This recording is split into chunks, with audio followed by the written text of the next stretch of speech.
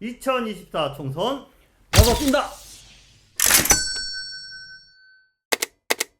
오래간만에 반가운 분을 모셨습니다. 고양 시민들에게 인사 부탁드리겠습니다. 안녕하세요. 이재준 전 고양시장입니다. 시장직을 내려놓고 자연인으로 돌아와서 지역을 많이 돌고 주민들을 만났습니다. 특히 지난 9월부터는 민원 버스킹을 하고 있는데 소소한 얘기, 주옥 같은 의견들 많이 주셔서 정말 고맙습니다. 요새 경제가 많이 어렵다고 합니다. 시민들이 삶이 피어나고 다시 얼굴에 웃음기가 돋는 그날이 왔으면 좋겠습니다. 많은 분들이 요새 만나뵈면 그립다. 한 사람 바뀌었는데 이렇게 달라질 수 있나 이런 얘기들 많이 하십니다. 이재준 잘 몰랐다는 거 오늘 이 방송 보시고 바로 잡아줬으면 좋겠습니다. 이재준의 재평가 꼭 해주시기 부탁드리겠습니다. 고맙습니다. 2024년 내년 총선에 고양갑에 더불어민주당 후보로 도전장을 지금 내고 준비를 하고 계십니다. 출마를 결심하신 이유가 무엇인지 말씀 좀 해주세요. 정치가 시민들에게 보탬이 되어야 되는데 요즘 그러지를 못합니다. 민생과 너무 떨어져 있다. 정치가 우리 삶과 너무 먼 곳에서 딴 나라 얘기를 하고 있다. 이런 얘기 말씀 많이 하십니다. 이제 그러한 것들을 바로잡고 조금 더 나은 미래를 함께 꿈꿔갈 수 있는 그러한 지역을 만드는데 제가 적임자 아닌가 이런 생각을 해봅니다. 고양갑은 소외되어 있습니다. 또 특히 저발전되어 있습니다. 이 문제에 대해서 도의원, 시장을 경험하면서 현장 곳곳을 누렸던 제가 시민과 함께 중앙과 지역의 가구 역할을 하는 정치인으로서 자리매김하지 않을까 출마의 결심을 굳히게 된 계기가 됩니다. 열심히 하겠습니다. 고양갑은 지난 3번의 총선에서 정의당 심상정 의원을 선택한 지역구입니다. 어떤 전략을 펼쳐야 한다고 보시나요? 정의당이 내리 3선을 할 수 있었다는 것은 고양갑의 시민들께서 그만큼 진보적 개혁적 성향이 도드라진다 이렇게 볼 수 있겠습니다. 정치인으로서 상당히 두렵습니다. 그분들이 눈높이에 맞추지 못하면 여기는 가차없이 정치적 심판을 받게 되는 것이죠. 정치인으로서 조금 더 겸허하게 다가가야겠다 이렇게 생각을 합니다. 심상정 의원에 대해 기대를 가지고 있었지만 한편으로는 아쉬움들이 많이 있습니다. 뭘 했지? 이런 이제 질문들을 많이 하거든요. 근데 제가 나오면서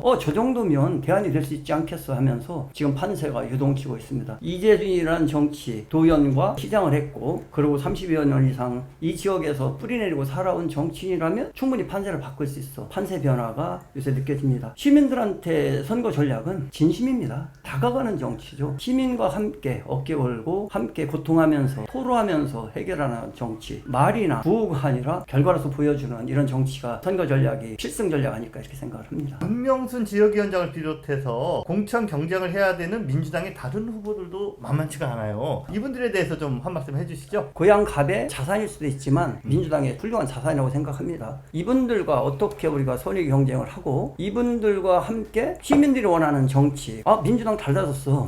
민주당이 저런 약속도 할 수 있어? 민주당이 저렇게 해? 하는 것을 입증시켜야지만 우리가 승리할 수 있다고 생각을 합니다. 선의 경쟁을 통해서 이분들과 하나의 지향점이 돼서 나는 이런 길을 가겠어 하는 자기 자신에 대한 결심, 의지 이런 것들이 만들어지는 토대가 됐으면 좋지 않을까. 나머지 두 후보한테도 건승하시라는 말씀을 드리고 싶습니다. 고양을 비롯한 인접도시의 서울 편입 문제 지역사회가 아주 뜨겁습니다. 한번 명백히 입장을 좀 말씀을 해주시죠. 저는 하나 먼저 묻고 싶은 게 있습니다. 세수결손이 62조가 나오고 있습니다. 법인세가 25조, 소득세가 17조. 이것은 결국 장사가 안 된다는 얘기예요. 경제 실정에 대해서 얘기를 하고 경제 대책을 세워야 되는 여당의 대표께서 이거를 왜 뜬금없이 던졌을까? 뭐가 먼저인지 이런 것들에 대한 고민이 좀 있었으면 좋지 않았을까 이런 생각을 해봅니다. 어떤 특정 도시를 서울로 편입해야 되겠다. 갑자기 나온 거예요. 정부 여당하고 협의를 했거나 인접 도시 서울, 인천 자기 여당인 단체장들하고 상의했을까? 아닌 거죠. 유정복 인천시장 강력하게 반대하고 있습니다. 경기교육감께서 강력하게 반대를 하셨어요. 지금 경기도에서도 반대하고 이것이 어떻게 나왔을까? 이런 생각을 해봅니다. 제가 이 문건을 하나 갖고 왔습니다. 2009년부터 정부가 시행하는 수도권 광역 도시계획이에요. 올해 7월 달에 이 계획의 초안이 이제 발표가 됐는데요. 여기에 따르면 서울과 경기, 인천을 권역별 거점도시 이렇게 4개를 만들어서 8개로 총해서 전 세계에서 5번째 가는 메가시티를 만들겠다. 이런 계획을 세웁니다. 그런 게 이미 있는 거예요? 예, 있는 거예요. 그러니까 도쿄, 뉴욕, LA, 파리 그 다음에 수도권이 되거든요. 이거에 대해서 근거한 것이 GTX예요. GTX 중심으로 복합 개발 이런 것들이 설계가 되고 있는데 갑자기 김포시가 이렇게 들어와 버리니까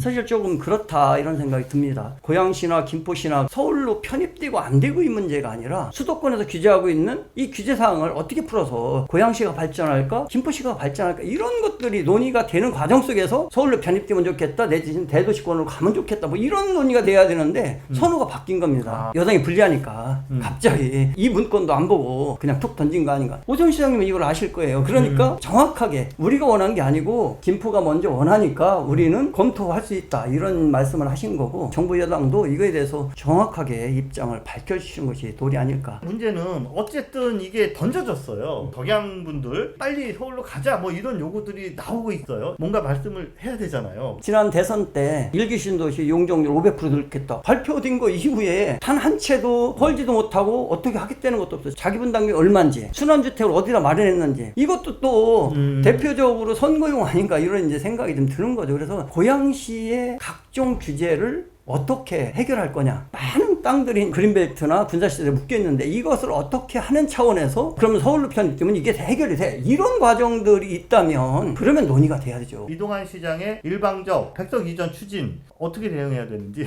정 그렇게 가고 싶으면 다시 의견을 물어라. 백석동 업무 빌딩하고 여기 신청사하고 의견을 묻고, 그러고 이거 밟아라. 해제하고 그러고 가야 되는 것이지 이게 안 되는 거잖아요. 그리고 본인들이 얘기했던 공짜다. 공짜가 아니라 여기에 보면 1940억이네요. 여기다가 590억 리모델링이 들어가야 되잖아요. 공짜라고 했잖아요. 공짜가 어디 있습니까? 의회와 소통을 하고 시민들과 간담회나 이런 것들을 정확하게 하고, 그래서 다시 원점에서부터 밟아야 되지 않을까, 이런 생각이 듭니다. 내년 총선에서 국회의원이 되신다면 국회의원 신분으로 어떻게 대응하실 거예요? 이걸 조사해야 됩니다. 이런 식으로 해서 행정력이 낭비되면 안 된다. 행정의 일관성이 갑자기 단절되는 그렇죠. 이런 사례들이 많을 것이다. 네, 행안부에서 해준 우리가 투임자 심사, 기재부에서 얘기해준 규모, 이런 것들 절차, 이런 것들 다 어겼는데 이 부분에 대해서 국정 질의를 해야죠. 전국의 모든 사례를 근본적으로 해서 이거에 대한 책임을 묻고 재벌 방지 대책을 수립하도록 해야죠. 고양갑 지역은 주민들의 요구가 분출하는 지역입니다. 자, 어떤 주요 현안들이 있는지 간략히 좀 짚어주시고 그거에 대한 본인의 의견도 좀 밝혀주세요. 고양 북부 지역은 고양 관산동 신원마을 이쪽인데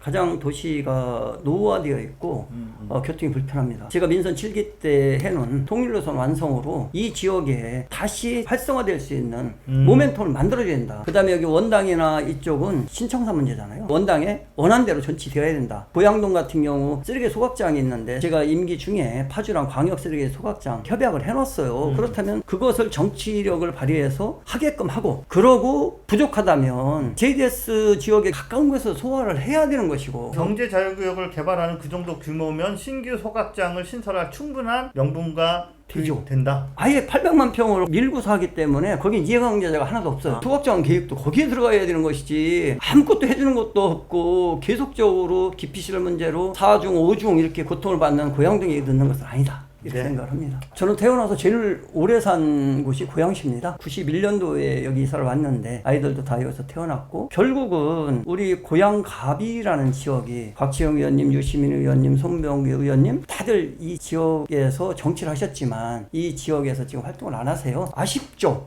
정치적 자산인데 저는 정치를 그만둬도 이 지역에서 살 거고 활동을 할 겁니다. 정치인들이 정치를 그만두면 시민들로부터 사랑을 받고 이렇게 했던 것이 혜택이었던 거거든요. 그 혜택을 돌려줄 수 있는 방법들도 찾아야 된다고 생각을 합니다. 정치가 군림하는 정치가 되어서는 안 된다. 시민들의 어려움들을 보듬어주고 삶으로서의 정치로 다가가야 된다. 지금 정치에 불신을 사고 있습니다. 정쟁만 있고 서로 튀기 위해서 상대방의 아킬레스건만 건드리고 민생에 몰두하지 않습니다.